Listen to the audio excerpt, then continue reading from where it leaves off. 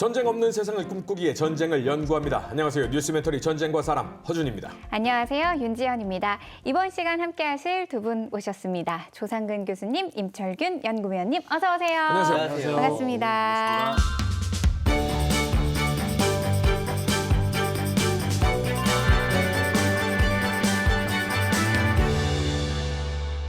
좋습니다. 오늘 이야기 나눠볼 주제는 바로 전쟁의 신이라고 불리는 포병에 대해서 이야기를 나눠볼 텐데 이 현대전에서 포병이라는 병과가 발휘하는 위력과 의미에 대해서 먼저 짚어보면 좋을 것 같아요.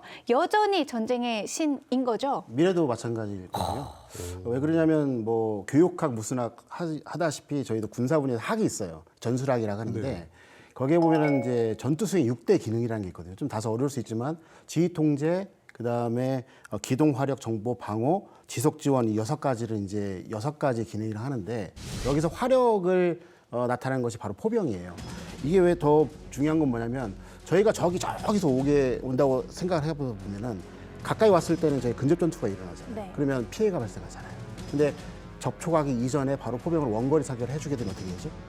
우리 생존성을 보호하고 나한테 달려오는 어떤 적의 숫자를 줄여주면서 저희가 전투에서 승리할 수 있는 이거를 군사사상적으로 보게 되면 피 흘리지 않는 전투. 그래서 전승이라고 합니다. 그리고 우리가 전투 수행 6대 기능을 우리 교수님께서 말씀해 주셨는데 지상 전력을 구성하는 요소가 있을 거 아니에요. 그중에서 포병은 화력을 담당하는 전투 지원 요소에 속합니다. 절대로 전장에선 없어서는 안 되죠. 더군다나 지상전은 다른 공중전이나 아니면 수상전, 수중전과는 다르게 전장의 마찰 요소가 너무 많아요. 우리가 영화에서 보면 왜 AC-130 건십 같은 항공기가 위에서 막 포 쏴주고 있고 아니면 드론이 항상 하늘에 떠 있고 그런 미군이 지나갈 때마다 그런 상황들이 막 보이잖아요. 언제나 그러면 너무 좋겠지만 뭐가 태어날지 모르는 마찰 요소가 너무 많단 말이죠. 실전에서는 그럴 때 지상군의 지휘관이 바로 즉각적으로 요청해서 쓸 수 있는 화력이 바로 포병입니다.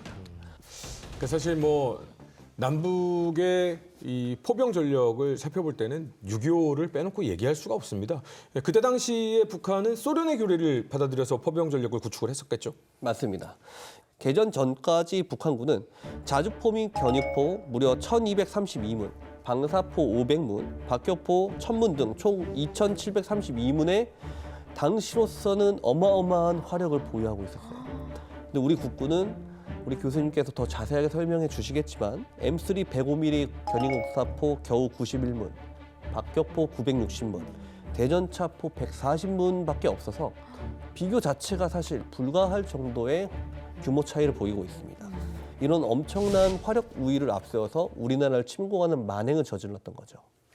사실 앞서서 연구위원님께서 신은 이기는 편으로 가 있다라고 했는데 지금 이 포의 숫자만으로도 너무 우위가 딱 보이는 상황인데 이에 맞서서 우리 군은 굉장히 열세지만 그럼에도 불구하고 미군으로부터 공여받은 포병을 동원해서 북한군의 이 침공을 맞서내고 있는 거죠. 네.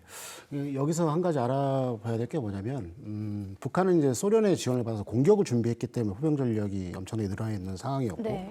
그 당시에 이제 미군의 상황은 어떠했냐면 2차 세계대전이 끝난 다음에 군비급 축소가 이제 계속 진행되고 있는 상황이어서 이제 한반도에 들어왔을 때 어떤 전력이 작을 수밖에 없었고 기본적으로 이제 방어 위주로 현상 위주로 갔기 때문에 포병 전력이 그렇게 크지 않았어요. 그래서 대표적으로 당시에 국군이 이제 105mm 견인포 M3라고 하는데 이거를 북한의 공격에 대응하기 위해서 저희가 사용을 했습니다. 근데 이것의 유효 사거리가 6,525m이고 무게는 1.13톤이에요. 그리고 이제 분당 최대 4발까지 발사할 수 있는 지금으로 보게 되면 좀 뭐랄까 되게 성능이 낮은 수준이죠. 네. 북한군에 비해서도 낮고요. 1950년 6월 25일 날 전쟁이 발생하고 26일 날 저희가 진짜 풍전 등하의 어떤 그런 상황이 연출되게 되는데 그 접점이 어디냐면 우정부의 북부 지역에 보면 축성이라고 있어요. 그 지역에서 얼마나 처절하게 싸우냐면 이제 교대가 안 되니까 얼마 없으니까 이제 T-34가 밀고 올라오는데 막을 게 없는 거예요. 그거를 곡사포를 M3를 직사포로 씁니다. 김풍희 소령이 당시에. 그리고 나서 첫 번째 전차는 제압을 하는데 두 번째 사격을 할 때 T-34가 그걸 식별하고 전차포로 사격을 해서 전원 그쪽에 있는 포반원들이 전사하게 되는 거거든요. 그렇게 저희가 처절하게 싸움을 전개했었습니다. 이 정도 화력의 차이라는 것은 절대적으로 막아낼 수 없는 화력을 가지고 있었던 상황이었던 건 분명합니다. 정신력으로 막아낼 수 있는 수준은 아니었던 거죠. 근데 이때 한반도 지형에는 포병이 절대적으로 필요하다. 105mm 갖고는 안 된다. 155mm의 화력이 필요하다라고 해서 이 국산화를 시도를 합니다. 네. KH-179 겨린포를 자체 개발을 하거든요. 근데 이게 엄청나게 큰 화력을 합니다. 보게 되면은 예를 들어서 이제 KH-179 겨린포 같은 경우는요. 포신의 길이가 M114보다 2배 정도가 길어요. M114가 3.62m였다면은 이제 KH-179 겨린포 같은 경우는 7.08m예요. 그 2배가 늘어났다는 건 뭐 그러네요. 무슨 의미가 있죠? 사거리가 엄청 늘어나요. 사거리가 늘어나고 그다음에 화력도 센 거예요. 그리고 또 그 결과 M114 겨린포 같은 경우는 이제 고폭탄의 사거리가 말씀하신 것처럼 14.6km밖에 안 됐거든요. 근데 KH-179 겨린포 같은 경우는 얼마로 늘어났을까요? 2배보다 더 나겠죠? 2배까지는 안 가고 안 돼요. 20에서 22km까지 아닌 걸로. 늘어난 겁니다. 근데 여기서 이제 중요한 게 있어요. 이 KH-179 같은 경우는 어떤 특징이 있냐면 무게가 한 6.8톤 정도 되거든요. 우리가 생각하는 날개 2개 달린 헬기, 치누크 헬기라든가 C-130 이런 수송기에 의해서 수송이 가능했기 때문에 전략적, 전술적 융통성이 가질 수 있었어요. 그렇기 때문에 우리 한반도에서 북한의 어떤 전쟁을 다시 이제 막 도발하거나 전쟁을 막는데 혁혁한 공을 세웠던 것이죠. 근데 또 이렇게 우리 군의 전력 증강에 대응해서 북한군이 또 가만히 있을 수가 없잖아요. 있을 리가 없는데 방사포를 앞세워서 위협을 가하게 됩니다. 이건 또 어떤 무기 체계인 거죠? 방사포라는 거는 우리말로 바꾸면은 다련장 로켓입니다. 근데 또 웃긴 게 북한도 이 용어를 찾아보면 북한의 사전에서 찾아보면 이 방사포 종류들을 가리켜서 로켓포라고 또 자기들도 얘기를 해요. 그러면 자기들도 정립이 안 됐나 봐요. 그래서 북한이 방사포의 개념을 가리켜서 일컫는 말은 짧은 시간에 많은 포탄을 목표 지역에 말 그대로 방사하기 때문에 집중성과 불이성을 지닌다라고 정의를 하고 있거든요. 분명히 이거는 포기 때문에 전술적 장비란 말이죠. 그런데 우리 수도 서울이 전선에서 너무 가까이 있어요. 그러다 보니까 이 전술적 무기 체계인 방사포를 가지고도 전략적 억제력을 달성할 수 있다고 북한은 생각하고 있는 거예요. 그 대표적인 게 바로 1994년 남북한 회담에서 북측 수석 대표였던 박영수가 말한 서울 불바다 망언입니다. 여기서 서울이 멀지 않습니다. 전쟁이 일어나면은 불바다가 되고 말아요. 아니 지금 성 선생도 아마 살아나기 어려울 거예요. 아니 다만 그걸 말이라고 합니까? 그렇기 때문에 아니, 이에 대해서 그럼 우리가 가만히 있을 것 같아요? 글쎄 어? 이렇게 여기에 대해서 아니 지금 얘기하자 지금 심사숙고를 해야 된다. 전쟁 선언하는 겁니까? 서울 불바다 만들겠다. 뭐 서울이 여기서 멀지 않소라고 얘기했단 말이죠. 그 중심이 되는 화기가 바로 240mm 방사포입니다. 북한은 이 방사포를 전술제대에서부터 전략제대에 이르기까지 대대적으로 배치를 하고 있어요. 지금 말씀하신 북한 일부 부대의 방사포 외에도 현재 우리 중부 지방을 겨냥하고 있는 대구경 방사포들 많이 배치가 돼 있죠. 그렇습니다. 그걸 가리켜서 군포대, 군단 포병에서 쓰는 포병대라고 해서 군포대라고 줄여서 부르거든요. 이 군포대에는 122mm 방사포 외에도 말씀하신 240mm 방사포가 속해 있습니다. 이 240mm부터가 장사정포 전력에 속하는 방사포예요. 북한은 두 종류의 240mm 방사포를 운영을 하고 있는데 M1985, M1991이 그것입니다. 그 중에서도 요즘에 언론에서 뭐 개량됐다, 개량형 방사포다라고 나오는 것들은 요 M1991을 사거리를 연장하고 정밀 유도를 할 수 있도록 앞에 유도 시커를 붙인 방사포를 요즘에 개발해서 배치를 하고 있거든요. 그런 것들이 주로 언론에 나오고 있는 장면들입니다. 엄청난 위협이 되는 상황이죠. 유출된 북한의 군수공업부 비밀 문건이 있거든요. 여기에 보면 방사포탄들의 감시 경과 프로그램을 도입을 했다라고 주장을 하고 있어요. 그러니까 포탄이 날아가서 유도가 되는 모든 과정을 데이터화해서 지켜볼 수 있다라고 하는 거거든요. 그리고 실제로 북한의 알섬이라는 지역이 있는데 거기를 정밀 타격을 하는 장면이 여러 번에 걸쳐서 공개가 된 바가 있습니다. 정밀 타격 역량이 실제로 있는 거예요. 그리고 나서 그 문건에 보면 또 뭐라고 써져 있냐면 남조선 전역의 1만 개의 표적을 방사포만으로 타격할 수 있는 준비가 이루어졌다라고 써져 있거든요. 자주포 도입에도 굉장히 적극적인 우리 군인데 80년대부터는 이 자주포의 국산화가 또 이루어지죠. 그렇죠. 저희가 1985년부터 면허 생산한 자주포가 있어요. 이게 K55라는 겁니다.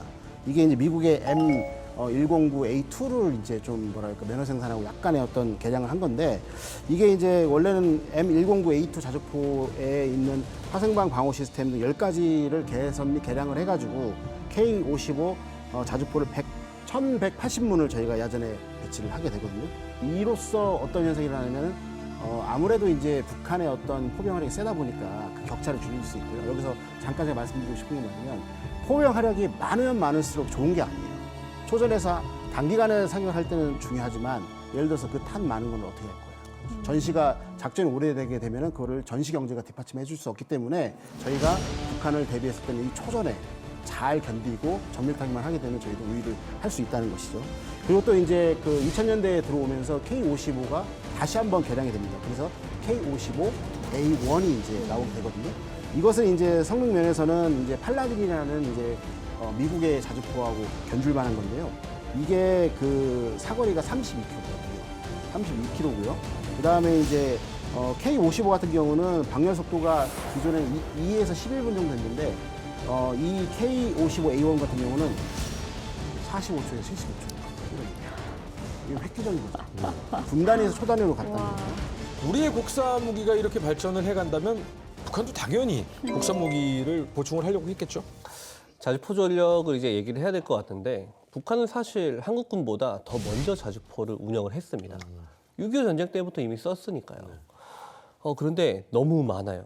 굉장히 다양한 구경의 자주포를 운영하고 있는데, 그 모든 자주포를 여기서 볼 수는 없고 구경별로 대표적인 거 한두 가지씩 말씀드리고 넘어가도록 하겠습니다. 6.25 전쟁이 끝나고 난 이후 1962년도죠. 이 정도 됐으면은 이제 북한은 동구권의 국가들로부터 전시 전후 복구에 대한 경제적 지원을 받고, 소련으로부터도 대대적인 지원을 받아서, 그리고 김일성이 자체적으로 또 계획한 경제개발 5개년 계획의 성과가 이제 조금씩 나오고 있는 시점이었거든요. 이 시대에 김일성이 전군의 현대화, 전국의 요새화, 전군의 간부화, 전인민의 무장화, 요 소위 4대 군사 노선을 주창을 하기 시작합니다. 그러면서 이제 대대적으로 포병 전력 확장에 나서요. 1981년까지 소련과 중국으로부터 922문에 달하는 122mm, 130mm, 152mm 견인 곡사포를 도입을 합니다. 그래서 이거를 복제를 하기 시작해요. 포신과 포가대를. 이후에 소련에서 가지고 있는 것 중에 ATS-59G 포병 트랙터라는 차가 있어요. 이 차를 도입을 해가지고 위쪽에 이제 트랙터처럼 생긴 사람 앉아서 조정하는 그런 부분을 떼내고, 밑에 전차나 장갑차의 궤도처럼 생긴 차대 부분이 있는데, 이 부분하고 앞서 도입한 자주포의 포신들을, 견인포의 포신들을 결합해가지고 자주포를 만들기 시작합니다. 그 이후에는 VTT-323이라는 장갑차가 있는데, 그 장갑차에다가 또 포신을 얹어가지고 또 자주포를 만들고, 59식 전차 차체에다가 또 포를 얹어서 만든 게 지금 화면에 보이고 있는 170mm 곡산형 자주포입니다. 지금 러우 전쟁에 가 있죠. 그런데 또 최근에는 이 이란으로부터 관련 기술을 도입한 것으로 보이는 신형 자주포도 북한군에 좀 보인다, 이런 이야기도 있거든요. 네. 이건 또 뭔가요? 그게 M2018 155mm 자주포거든요. 근데 155mm는 동구권에서는 쓰지 않는 구경이에요. 거기는 152mm, 122mm, 130mm 이렇게 가거든요. 155mm는 이쪽이잖아요. 서방이죠. 네. 근데 이란하고 지금 이란에서 기술이 온 것 같다고 말씀드렸잖아요. 네. 그게 제가 이 자주포를 연구할 때 전 세계의 모든 자주포를 다 비교 분석을 해봤어요. 네. 그리고 나서 찾았어요. 이란의 라드2라는 자주포가 있는데, 이 자주포가 북한의 M2018 자주포와 지금 화면에서 보시는 것처럼 형상이 완전히 일치합니다. 형상 정보가. 저 라드2가 155mm거든요. 왜 155mm냐? 이란이 예전에 팔레비 왕조 시절에는 미국과 사이가 좋았잖아요. 그렇죠. 그때는 우리나라도 없었던 M109 팔라딘 자주포를 이란이 가지고 있었단 말이죠. 그런데 이슬람 혁명이 일어나면서 미국과 사이가 틀어졌죠. 그렇죠. 그리고 가지고 있는 팔라딘을 가지고 이거 어떻게 개량해서 써먹긴 해야겠는데 미국하고 사이는 안 좋고 그러다 보니까 T-72 전차의 차대에다가 M109 자주포의 포탑과 사격 통제 시스템을 그대로 갖다 붙여가지고 만든 게 저 라드2입니다. 바꿔 말하면 북한이 만든 저 M2018 155mm 자주포는 적어도 한국군의 K-55A1 정도의 성능은 보유하고 있다는 거예요. 특히나 측풍 감지기라든지 포구 초속 측정기는 공산권 또는 소련에서 파생된 국가의 포에는 없어요. 이런 것들이 달려 있고 그리고 네트워크전 수행이 가능할 것으로 보이는 데이터 송수신용으로 보여지는 안테나가 있는데 그렇다는 얘기는 북한도 지금 드론 전력을 엄청나게 강화 발전을 하고 있죠. 그럼 정찰 드론의 데이터를 받기 위한 어떤 연구 개발을 하고 있다는 뜻이 될 수 있습니다. 포신 잠금 장치가 달려 있다. 이런 것들로 봤을 땐 자동화된 사격 통제 장치가 있을 개연성이 대단히 높다라고 볼 수 있습니다. 라드2가 30km 정도 쏠 수 있거든요. 랩탄을 사용하면 40km 약간 못되게 쏠 수 있습니다. 그리고 M2018 자주포 뒤쪽에 보면 스페이드가 없어요. 스페이드라는 게 뭐냐면 자주포가 포를 쏠 때 이걸 포시는 우리 K9은 차체를 너무 잘 만들어가지고 움직임이 없잖아요. 그럴 자신이 없으면 스페이드라는 발톱을 박아가지고 포가 안 움직이게 만들어요. 이삿짐 센터에서 왜 그 사다리차 그렇죠. 다리 박아놓는 거. 네. 네, 근데 그 스페이드가 지금 없거든요.